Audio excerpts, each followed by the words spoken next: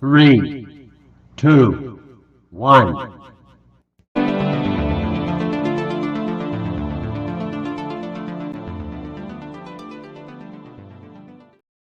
Welcome to another episode of the Happy Hour Podcast. I am your host, Ricky Valero. On today's episode, we're going to continue our prediction show where we talk about the NFC South today. This is definitely a fun one for us because I feel like there's one team that could be really good and the rest could all suck, or honestly, they all could suck. But as always, I'm joined by my partner here, Mr. Matthew Fox. How are you, buddy? Doing good. You know, this episode could go south in a hurry.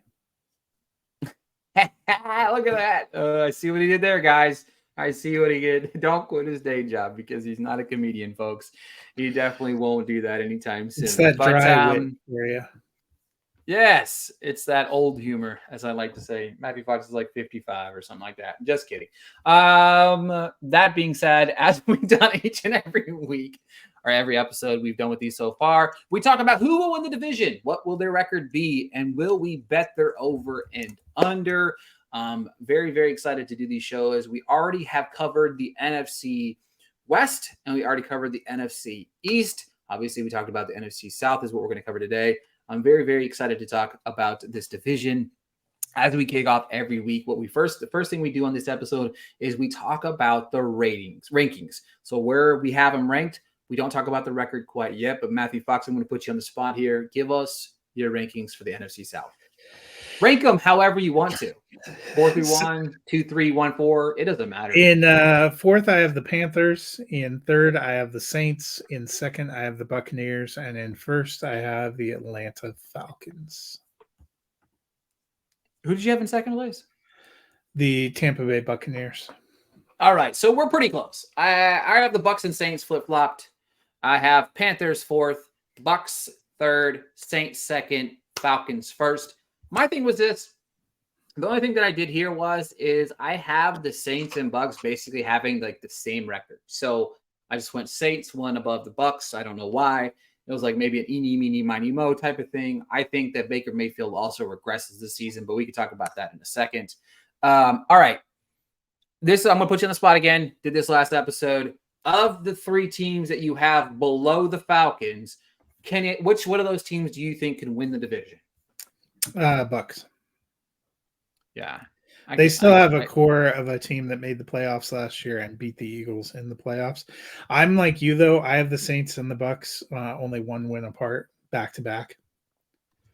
Yeah. And then a pretty decent drop off to the Panthers, which I was a little surprised because I like their offseason moves. I like hiring Dave Canales. I like some of the pieces, but I don't know if they're there yet.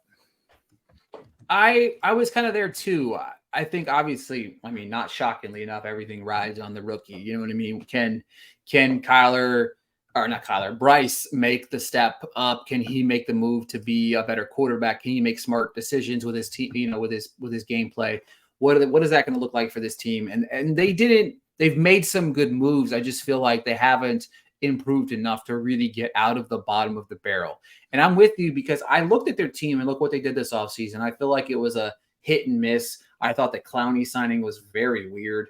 But he's just kind of chasing money, that's just what, that's just kind of what he's doing. Defense might be some of their biggest problem. They traded Brian Burns. And so defensively, they may have some issues. I liked acquiring Deontay Johnson, but how does the rest of that receiving core shake out? They don't really have a set tight end. They have a lot of guys in the backfield, but who takes control? Yeah, and I think for me is with that, their defense was actually really good last year. Like they had a good defense last year. It's one of the best ranked defenses in the league. I think that's one of the things I was looking at this offseason, that they were ranked, I think, maybe top 5 or 7 in the league or whatever in defense. And it kind of shocked me because then obviously you take Brian Burns out of the equation. That's going to take a step back defensively. But can those additions on the offense, can they find a fine-tuned running game where it's consistency, where you're hearing, where they're running the ball on a consistent basis? I don't see that happening. I currently have I do have the Panthers winning. I think they go 4-13 this year. What about you, Fox? I also had about 4-13. Yeah. It was definitely a number that I was just like, I think I was 4-13 on both of them. It didn't really surprise me. It was definitely a number that I had locked in. All right, you had him at third, and I am at second. But let's talk about the Saints. What do you think on the surface level? What about the Saints this year? What do you like? What don't you like about this team? I think they still have some pieces, but they have horrendous wide receiver depth beyond Chris Olave. Don't really totally know what they're doing at tight end. They have a lot of running backs.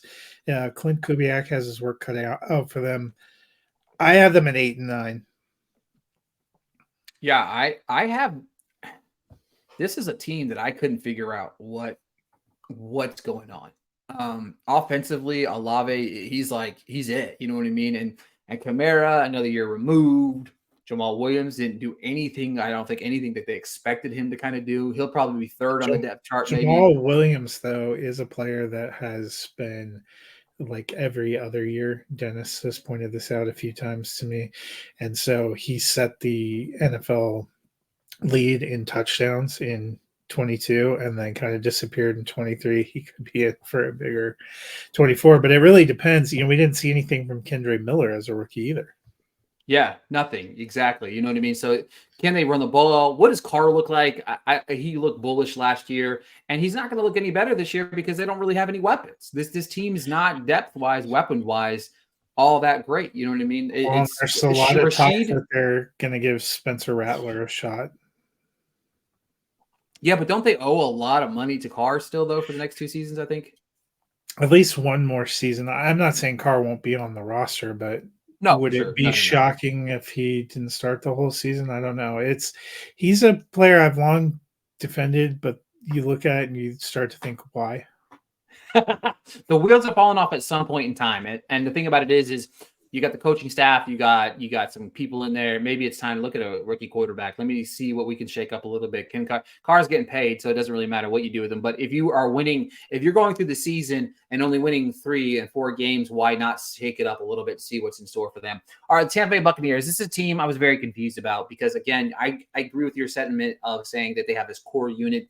They have some strong pieces on the offense. I was kind of surprised that it's stuck together this offseason. Like there was a lot of conversations, a lot about, a lot of different moving pieces, who's going to stay, who's going to go. And this is one of the things that I was very intrigued by because they kind of just kept everybody together. I mean, Mayfield got his paycheck, which isn't a surprise because you're paying for what the market is. You know what I mean? He had a really good season. Can he replicate that? If he does, if Mayfield plays football like he did last year, this is definitely a team that I could see in that same boat that they were last year. They have a couple missing pieces on defense, but I feel like they retained a lot of what they did to win, to make it to the playoffs last year, especially win the playoff game as well. What about you?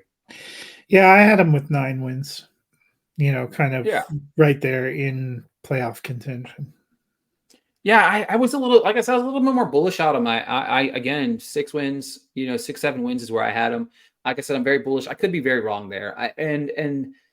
And we'll talk about the over under in a minute, but I'm kind of bullish on the Bucs as well. Obviously, we both have the team making this huge step forward. Obviously, is the Atlanta Falcons. Made some big time moves this offseason. They really could have made a really big splash if they didn't draft another quarterback in the first round. They could have drafted a weapon or something. That was very weird, but this team is packed with weapons already. They do have some tools. They have a very good running back. They have a pretty decent core receivers. And of course, the big off-season acquisition is Kirk Cousins. What does he look like coming off the injury? I think that's a big thing that a lot of us are going to have questions about. Kirk Cousins is a good quarterback. He's a guy that I always have defended and always will defend. I think he's a very good quarterback. He does his job. Is he the Super Bowl winning quarterback? No, he's never going to be that guy, but I do think that he is. I have them at 10 or 11 wins. I have them about 11-6, maybe 10-7. I like that number pretty well for them. What about you, Fox? That draft pick probably would have looked better if the Falcons' proposal to move to a super flex league had passed at the NFL owners meeting. Just kidding. It's a fantasy joke for you guys out there. I also have them at 11 wins. Yeah, I do think that this is, you do agree, though, it all kind of hinges on Cousins, though, right? Yeah, and, our belief that we will see a maximum potential out of Drake London and Kyle Pitts that we felt based on their potential talent coming in. Maybe a step forward for Bijan Robinson, probably a little more carries. I liked some of their moves. They brought in Darnell Mooney and Rondale Moore to round out that receiving core. They have a decent line. They've worked on the defense a little bit. I like Raheem Morris taking over as head coach there. So, I actually thought the Falcons had a chance to be the South winners last year, and I think they would have with more consistent quarterback play. So, yeah, I agree, and I definitely like the upgrade. I definitely like the new coaching staff compared to what we had.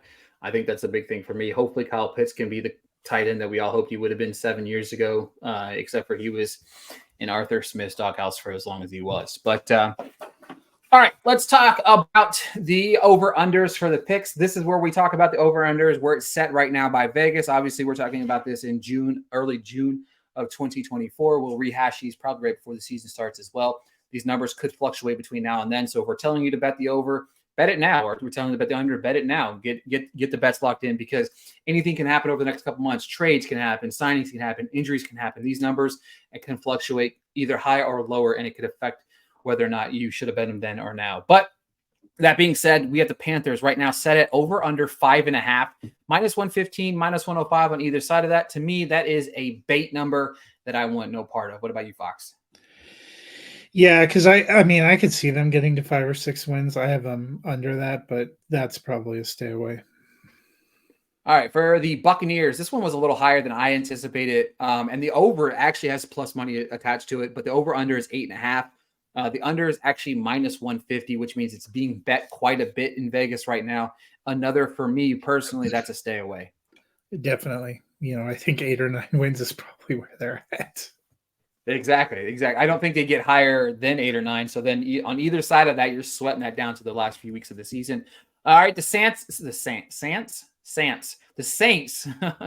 over under is sitting at 7.5, minus 120 on the over, plus 100 on the under. This is one that I'm also going to say I'm staying completely. You might want to just stay away from betting on the NFC South, because it's been a S show for a while.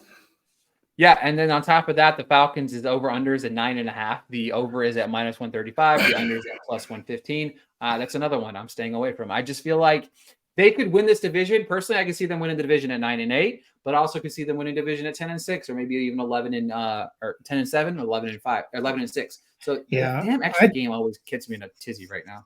I'd probably stay away from all of them, but if I was pressed and had to take one, I would take the Falcons, because I think, the one thing you would say about the Penix draft pick is it's a good hedge if Kirk Cousins isn't ready.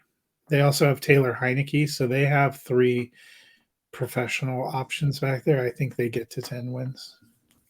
Yeah, I agree with you. I'm bullish. You know what I mean? It's definitely one of those bullish things that I'm not 100% sure on. Because of that, it's just like, this is the division to stay away. I just feel like the best bet there all the way around, stay away from this division. Don't bet on it. Move on with your life. Pick some other. We've had two other episodes where you're going to talk about, well, with a fourth one coming up with the NFC North, where I think that there's money.